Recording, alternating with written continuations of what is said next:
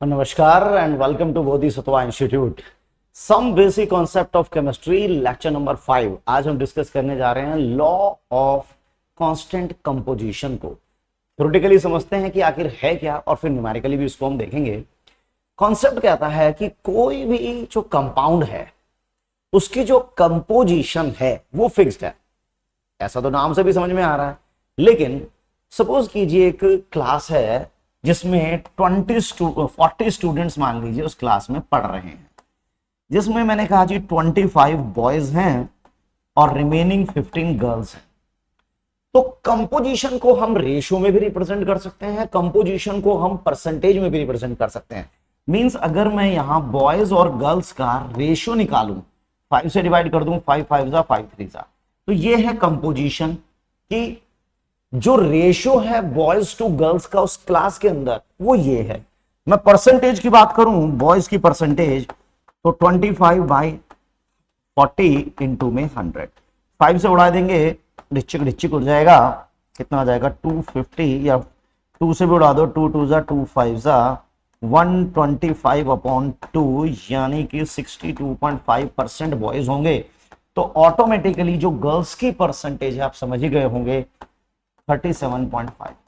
इसका मतलब ये जो क्लास है जिसमें गर्ल्स और बॉयज का नंबर इतना इतना है, या रेशियो इतना इतना है, या परसेंटेज इतनी है, this is called the composition of the class. इसी तरह केमिस्ट्री में क्या होगा कि जो भी केमिकल कंपाउंड है उस कंपाउंड के अंदर एलिमेंट है, उन एलिमेंट के वेट का रेशियो कांस्टेंट होगा, उन एलिमेंट के वेट की जो परसेंटेज है वो फिक्स्ड होगी।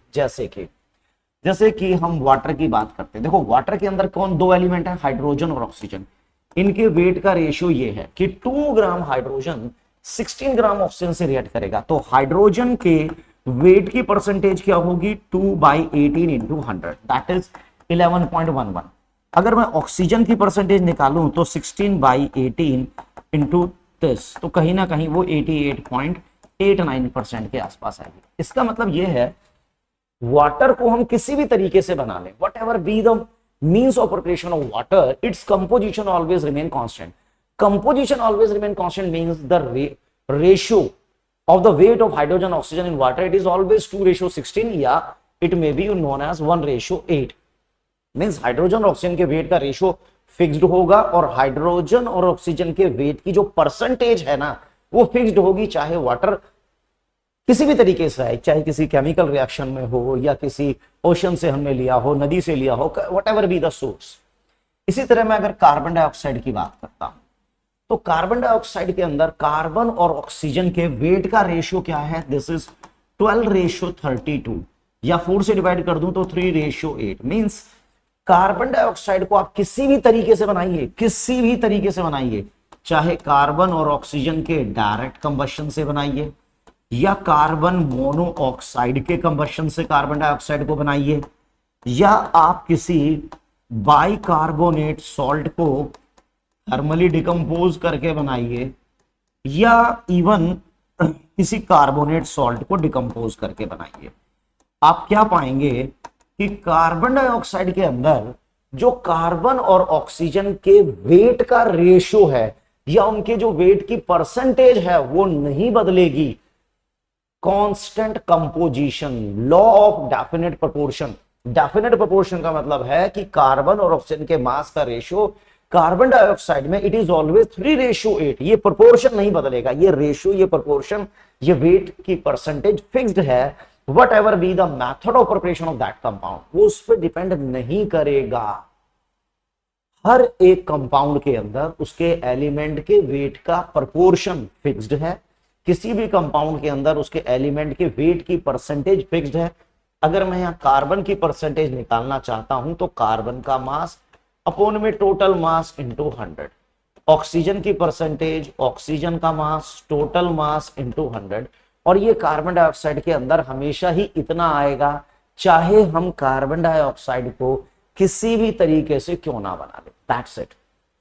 अब हम जरा इसके एक दो न्यूमेरिकल की बात करते हैं। तो चलिए देखिए, क्वेश्चन नंबर 1 आपके सामने आता है।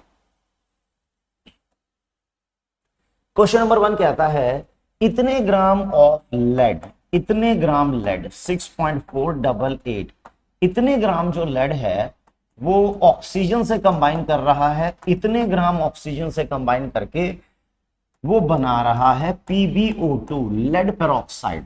तो कितने ग्राम बनेगा? Law of conservation of mass of क्या कहती है कि जितना मास रिएक्टेंट का होगा उतना मास प्रोडक्ट का हो जाना है। तो ये आ गया 8 और 2 हो गया 10, 8 ये आ गया 9, दिस इतना आ गया। ठीक है, यहां पर इतने ग्राम लेड पेरोक्साइड बना है और उस इतने ग्राम लेड पेरोक्साइड के अंदर इतना लेड है और इतनी ऑक्सीजन होगी, ऑब्वियस सी बात है। अब हम चाहें तो यहां पर लेड की परसेंटेज बता सकते हैं या ऑक्सीजन की परसेंटेज, दोनों की परसेंटेज बता सकते हैं, वो परसेंटेज फिक्स रहेगी, चाहे मैं PbO2 को इस मेथड से बनाऊं या किसी और दूसरे मेथड से बनाऊं। अब आगे क्या बोलता है, कहता है लेड पेरोक्साइड यानी कि PbO2 is also produce by heating lead nitrate, यानी कि अगर हम लेड नाइट्रेट को भी हीट कर दें तो भी PbO2 बन जाएगा। चलो ठीक है, मान लेते हैं बन जाएगा, बहुत अच्छी बात है। कहता है it was found that the percentage of oxygen in lead peroxide is इतना है। यहां पर जो लेड पेरोक्साइड आया है उसके अंदर ऑक्सीजन की परसेंटेज उसने कही है 13.38% है। तो बताइए इस डेटा को यूज करके आप बताइए कि क्या ये लॉ ऑफ डेफिनेट प्रोपोर्शन को, कांस्टेंट कंपोजिशन को सपोर्ट करता है नहीं करता। तो चलिए अभी बता देते हैं, लेकिन इसके लिए हमें बताना ये है कि यहां पर अगर ये जैसे फर्स्ट मेथड ये है और सेकंड मेथड हमें ये दिया हुआ है, अभी मैंने बताया हम किसी भी कंपाउंड को किसी भी तरीके से बना लें उसकी जो कंपोजिशन है वो नहीं बदलेगी। अगर सेकंड कंपाउंड के अंदर ऑक्सीजन इतना परसेंट है तो बाकी 100 में से माइनस कर दोगे तो लेड की परसेंटेज आएगी। तो जो परसेंटेज ऑक्सीजन की नीचे वाले मेथड में आ रही है वो ऑक्सीजन की परसेंटेज ऊपर वाले में भी उतनी ही होनी चाहिए। तो एक काम करते हैं, ऑक्सीजन की परसेंटेज निकाल देते हैं। यहां पर कैसे निकालेंगे, ऑक्सीजन का मास ले लेते हैं अपॉन में टोटल मास ले लेते हैं, इनटू में 100 कर लेते हैं। तो एक बार जरा कैलकुलेटर का यूज करते हैं, कैलकुलेटर भैया आ जाइए। 1.002 डिवाइडेड बाय 7.49 13.38 एकदम वही आ रहा है, एकदम वही आ रहा है। इसका मतलब ऊपर भी ऑक्सीजन की वही परसेंटेज है और नीचे भी ऑक्सीजन की वही परसेंटेज है, लेड की भी वही परसेंटेज आएगी, यहां पर भी वही आ रही है। तो इसका मतलब हम लेड पेरोक्साइड को चाहे पहले मेथड से बनाएं या दूसरे मेथड से बनाएं उससे कोई फर्क नहीं पड़ रहा, उसकी जो कंपोजिशन है वो तो सेम है। यही तो है लॉ ऑफ कांस्टेंट कंपोजिशन या डेफिनेट प्रोपोर्शन। चलिए नेक्स्ट इसकी बात करते हैं। देखिए ए थोड़ा ऊपर चला गया है, नीचे आ जा बेटा, थोड़ा बाहर जा रहा है, थोड़ा सा ये आउट ऑफ, ठीक है। चलिए क्वेश्चन कहता है copper oxide was prepared by following method. हम कॉपर ऑक्साइड को 1 2 3 तरीके से बना रहे हैं। कॉपर ऑक्साइड को 3 तरीके से बनाया गया है, case 1, case 2 and case 3। Case 1 की बात करता है, चलिए एक एक करके बात करते हैं हम भी। कहता केस 1 में इतने ग्राम मेटल, ये मेरा हो गया केस 1।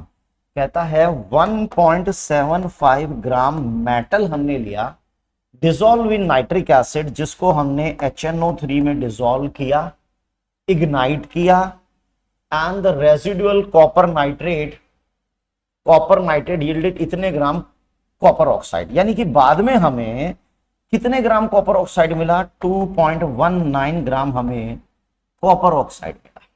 अब ये कॉपर ऑक्साइड क्यूपरस है या क्यूप्रिक है इसका आइडिया नहीं लग रहा है, बट कोई बात नहीं। चलिए इतने ग्राम कॉपर से, मेटल का मतलब यहां कॉपर होगा, इतने ग्राम मेटल से यानी कॉपर से इतने ग्राम कॉपर ऑक्साइड मिल रहा है। तो इसका मतलब इसके अंदर इतना तो कॉपर ही हो गया होगा 1.75, और बाकी जो होगा वो ऑक्सीजन होगा, माइनस करके निकाल भी सकते हैं।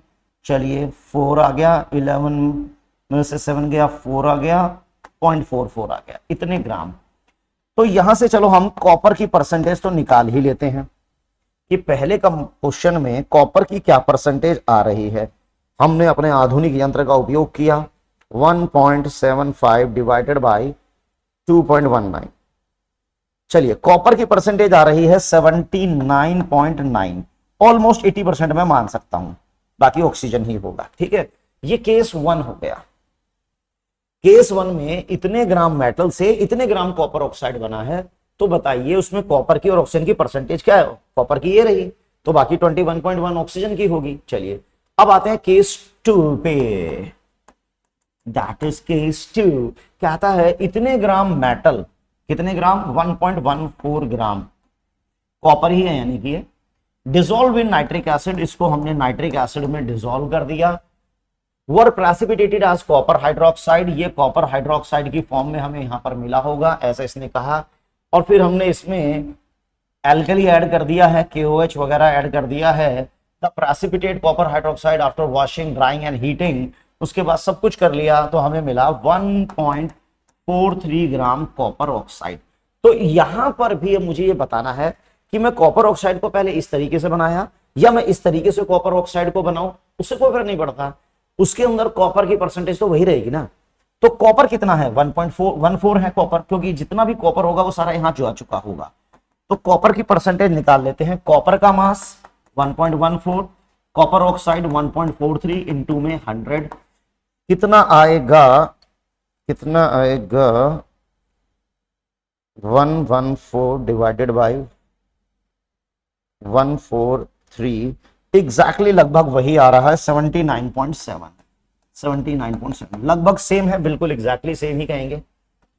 तो केस 3 की बात भी कर लेते हैं। क्या केस 3 में भी कुछ ऐसा ही सीन होगा?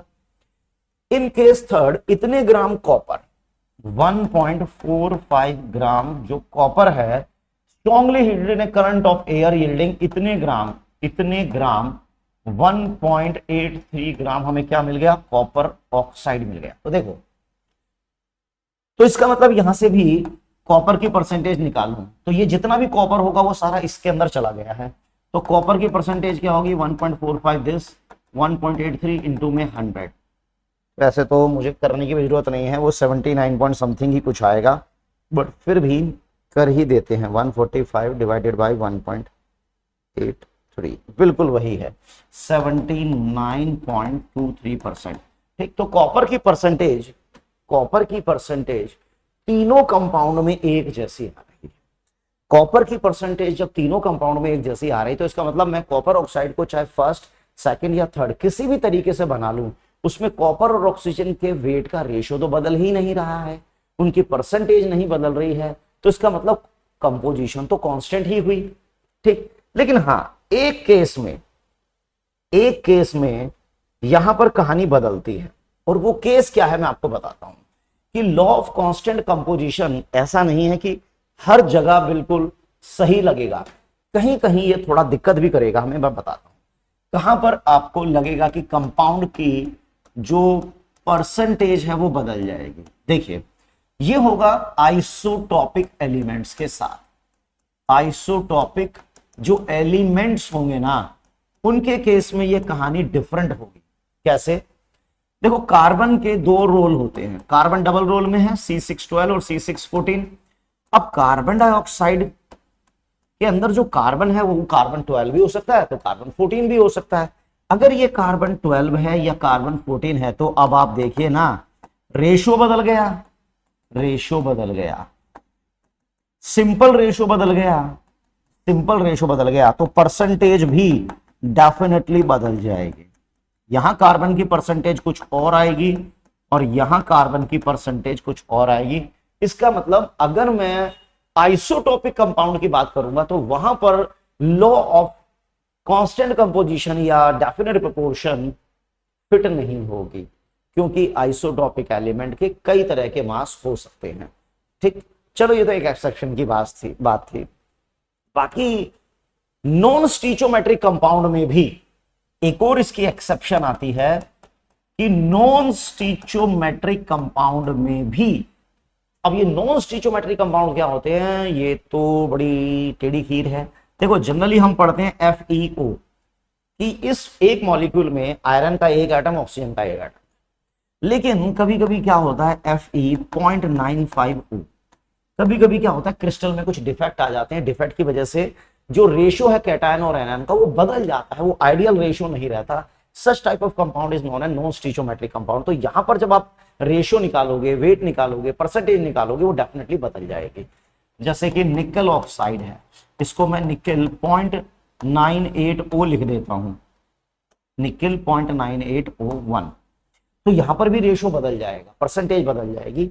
तो नॉन स्टीचोमेट्रिक कंपाउंड के लिए भी law of definite proportion feasible नहीं है। और आइसोटोपिक एलिमेंट के लिए मैंने बता ही दिया, इसमें एक्सेप्शन आ जाती है, बाकी तो हर जगह ये एकदम फिट साबित होती है।